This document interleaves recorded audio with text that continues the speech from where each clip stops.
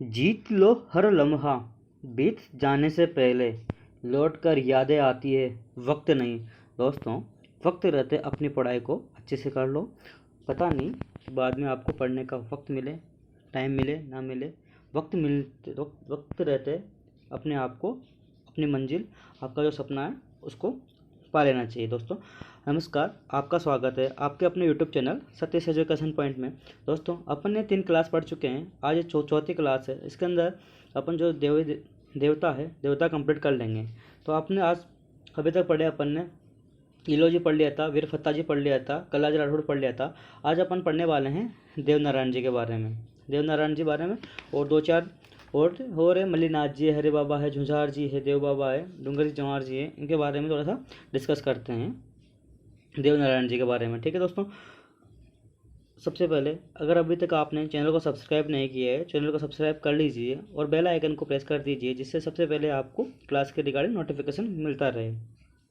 देवनारायण जी गुज्जर जाति के आराध्य देवता हैं। जो देवनारायण जी हैं, देवनारायण जी किसके, गुज्जर जाति के किसके आराध्य देवता हैं। इन्हें राज्य क्रांति का जनक कहा जाता है। इन राज्य क्रांति का जनक कहा जाता है। ये विष्णु के अवतार माने जाते हैं। इन्हें ईंटों के स्वामी भी कहा जाता है, क्योंकि जो देवनारायण जी का मंदिर होता है, देवनारायण जी के मंदिर में क्या की जाती है, ईंटों की पूजा की जाती है, इसलिए इनको क्या कहा जाता है, ईंटों के स्वामी कहा जाता है। ठीक है, देवनारायण जी के मंदिर में नीम के पत्ते वो ईंटों चढ़ाई जाती है। नीम के पत्ते होते हैं, नीम के पेड़ के नीचे क्या होता है, ज़्यादातर देवनारायण जी का स्थान होता है, देवनारायण जी का थान होता है। नीम के पेड़ के नीचे वो ईंटों की पूजा की जाती है। इनके जीवन परिचय के बारे में देखते हैं। इनका जन्म बात करते हैं मालासेरी भीलवाड़ा के अंदर हुआ था, मालासेरी भीलवाड़ा में हुआ था। इनके पिता कौन थे, सवाई भोज थे। इनके पिता का नाम क्या था, सवाई भोज था। माता बात करते हैं साडू वटानी थी, और पत्नी कौन थी, पेमल थी इनकी। ठीक है, याद रखना है। पिताजी कौन थे, सवाई भोज थे। माता साडू वटानी थे। जन्म स्थान कौन सा था, मालासेरी भीलवाड़ा पे हुआ था। ठीक है, आगे बात करते हैं देवनारायण जी के बारे में। देवनारायण जी के पिता सवाई भोज थे, जो भिनाई अजमेर के ठाकुर से लड़ते हुए वीरगति को प्राप्त हो गए थे। कहा, किससे, भिनाई सवाई भोज थे उनके पिताजी का नाम। ठीक है, भिनाई अजमेर के ठाकुर से लड़ते हुए वीरगति को प्राप्त हुए थे। देवनारायण जी के घोड़े का नाम जानते हैं, लीलाघर। क्या नाम है इनके घोड़े का, नाम लीलाघर है। इनका मुख्य मंदिर कहाँ पे है, इनका जो मेन मंदिर आसिंद भीलवाड़ा के अंदर है, आसिंद भीलवाड़ा में मालाशेरी डोंगरी पे। ठीक है, कहाँ पे, आसिंद भीलवाड़ा में मालाशेरी डोंगरी पे। इनका मेला कब लगता है, भाद्रपद शुक्ल सप्तमी को, जो भी आने वाली है। अभी क्या चल रहा है, श्रावण चल रहा है, श्रावण के बाद भादवा आएगा। भादवा में कृष्ण पक्ष होता है, शुक्ल पक्ष होता है। पहले कृष्ण पक्ष आता है, उसके बाद में शुक्ल पक्ष आता है। शुक्ल पक्ष की सप्तमी को क्या लगेगा, इनका मेला लगेगा। ठीक है, बात करते हैं अन्य इनके देवनारायण देवधाम मंदिर जोधपुरिया में भी, टोंक में भी इनका प्रसिद्ध मंदिर है। वहाँ पे क्या लगता है, इनका मेला लगता है। देवमाली ब्यावर अजमेर में मेला लगता है। कहाँ पे, देवमाली ब्यावर अजमेर में मेला लगता है। देवडूंगरी चित्तौड़गढ़, देवडूंगरी कहाँ, चित्तौड़गढ़। इस मंदिर का निर्माण मेवाड़ के राणा सांगा ने करवाया था।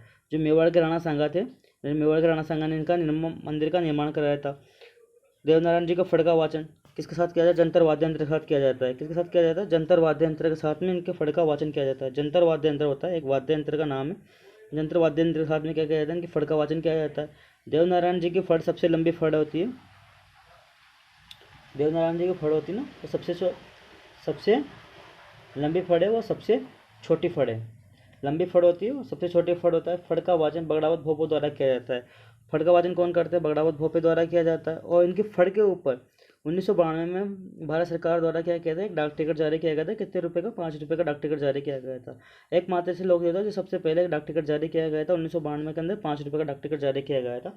देवनारायण जी ने अभी तक अपन ने पढ़ा। देवनारायण जी के बारे में ब्रीफ इंट्रोडक्शन बता देता हूँ मैं आपको।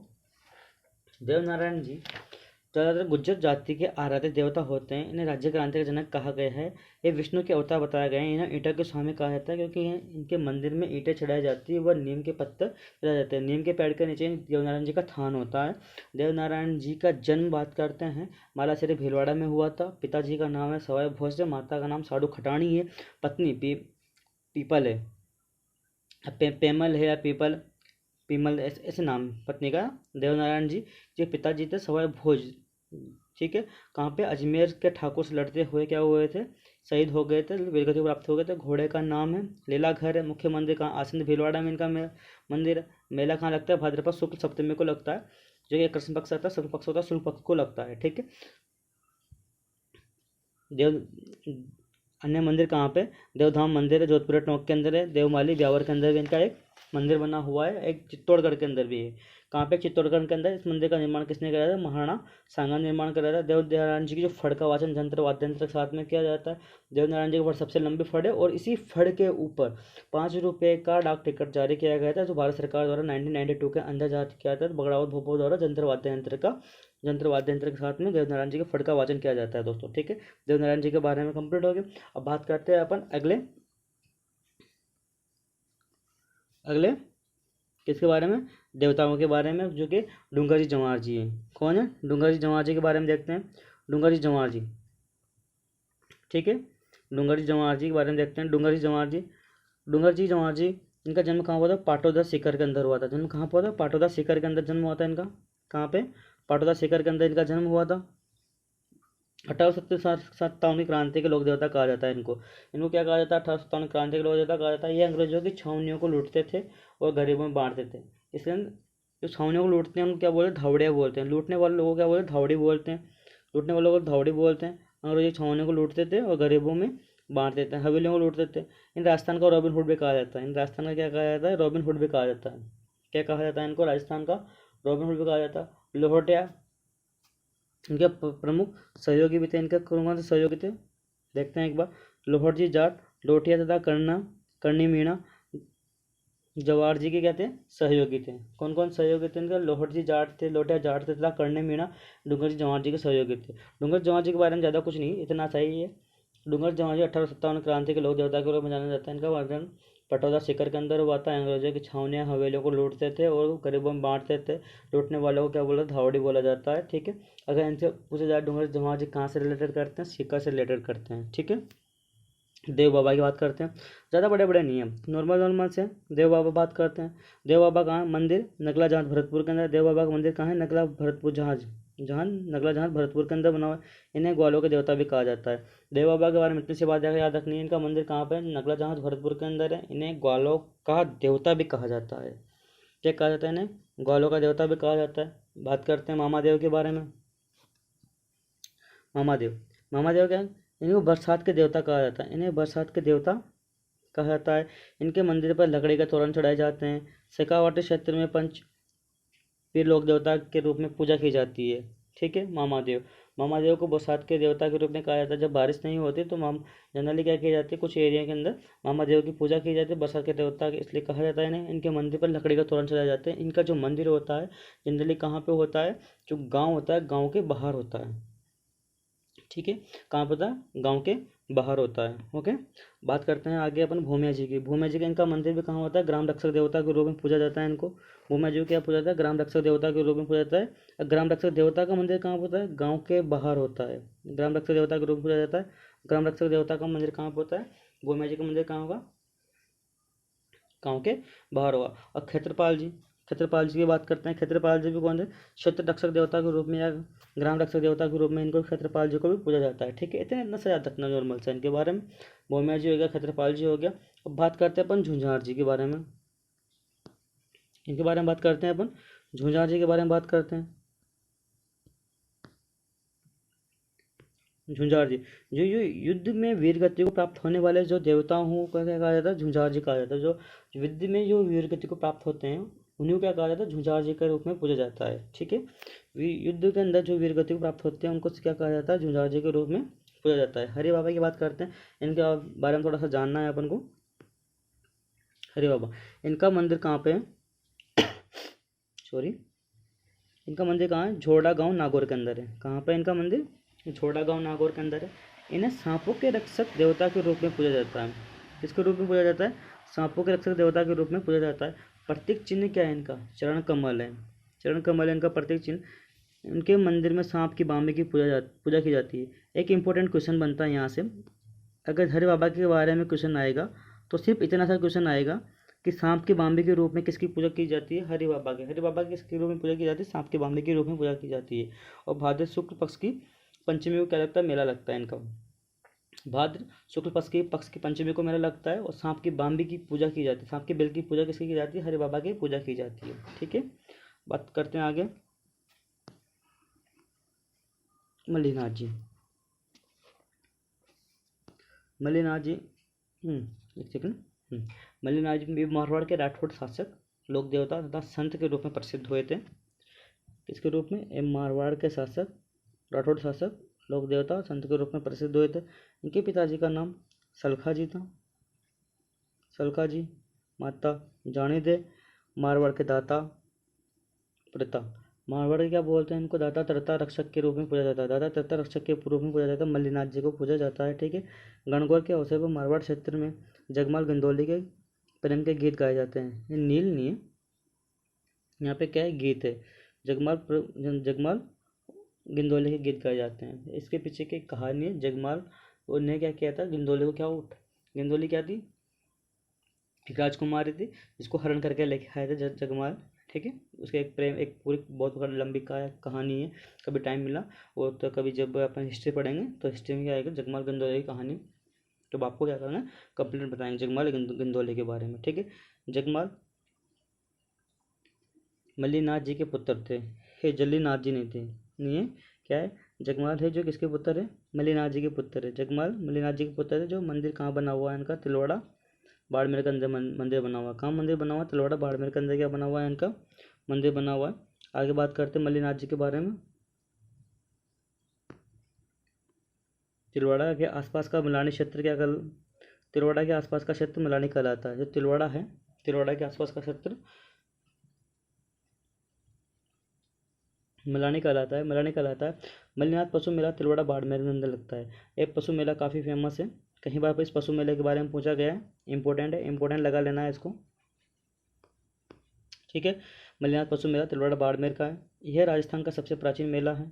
यहाँ एक चैत्र कृष्ण एकम से चैत्र शुक्ल एकादशी तक बढ़ता है। कब से? चैत्र, याद रखना, एकम से चैत्र कृष्ण एकादशी से शुक्ल एकादशी तक लगभग 15 दिन तक मेला लगता है। ये मेला लूनी नदी के किनारे लगता है। कहाँ पे लगता है मेला? लूनी नदी के तट पर लगता है। लूनी नदी के तट पर मेला लगता है। ये मेला मालानी नस्ल की गाय घोड़ों के लिए प्रसिद्ध है। किसके लिए? मालानी नस्ल के घोड़ों के लिए प्रसिद्ध है। और थारपाकर नस्ल की गाय के लिए। कौन से? थारपाकर नस्ल की गाय के लिए, थारपाकर नस्ल की गाय और मलानी नस्ल के घोड़ों के लिए प्रसिद्ध है। ठीक है। मल्लिनाथ जी की पत्नी की बात करते हैं। रानी रूपादे, जिनके गुरु के नाम थे उगम सिंह भाटी थे। मल्लिनाथ जी की पत्नी कौन है? रानी रूपादे, जिनके गुरु कौन थे? उगम सिंह थे। ठीक है। और रानी रूपादे जो कि मंदिर कहाँ बना हुआ है इनका?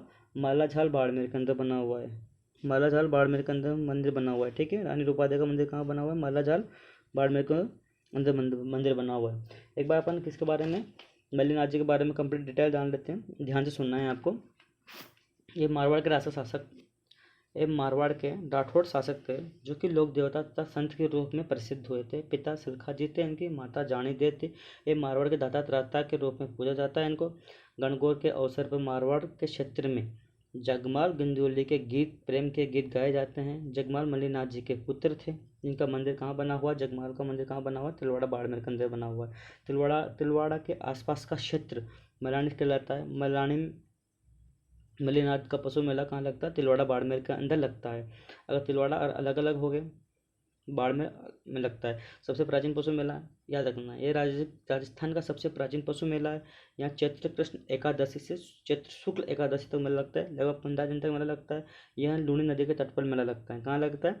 लूनी नदी के तट पर मेला लगता है। यह क्षेत्र मलानी नस्ल के घोड़ों के लिए तथा थारपाकर नस्ल के गायों के लिए प्रसिद्ध है, जो कि ज़्यादातर बेची जाती है वहाँ पर।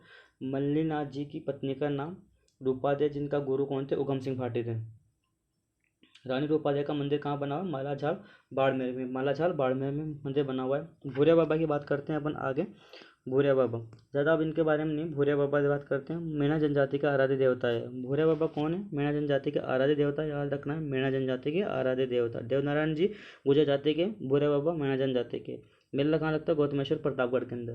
गौतमेश्वर प्रकाश प्रतापगढ़ के अंदर भूरिया बाबा का मेला सुकड़ी नदी के किनारे लगता है। कहाँ पर लगता है? सुकड़ी नदी के किनारे लगता है। कहाँ लगता है? सुकड़ी नदी के किनारे भरा जाता है। बात करते हैं वीर बिग्गा जी। बिग्गा जी की बात करते हैं। डीडी गांव, ये सफलता आ गया यहाँ पे। इनका सफलता नहीं है, जन्म स्थान कहाँ पे इनका? डीडी ग्राम बीकानेर के अंदर है। जाखड़ जी आराध्य देवता हैं इनके। जाखड़ जाति के आराध्य देवता है, जाखड़ जाति के आराध्य देवता है, गोरक्षक देवता भी कहा जाता है इनको। मंदिर कहाँ है? बिगा गाँव बीकानेर के अंदर है, बिगा गाँव बीकानेर के अंदर है। मंदिर कहाँ है? बिगा गाँव बीकानेर के अंदर है। ठीक है। वीर विक्का जी की बात करते हैं। रेडी ग्राम बीकानेर में इनका जन्म हुआ था। जाखड़ जाति के आराध्य देवता है, गोरक्षक देवता के रूप किया जाता है। मंदिर बेगा गांव बीकानेर के अंदर है। अब बात करते हैं अपन नेक्स्ट देवता के बारे में, जो कि आज लास्ट है। वो अपना क्या हो जाएगा, देवता कंप्लीट हो जाएंगे। इसके बाद लोग देवियाँ स्टार्ट करेंगे अपन। घोड़ा बाउसी, घोड़ा बाउसी आदिवासियों के देवता कहलाते हैं, आदिवासियों के देवता कहलाते हैं। ठीक है। 21 है शकुन के अपने पास 21 क्या हो गए, लोक देवता कंप्लीट हो गए।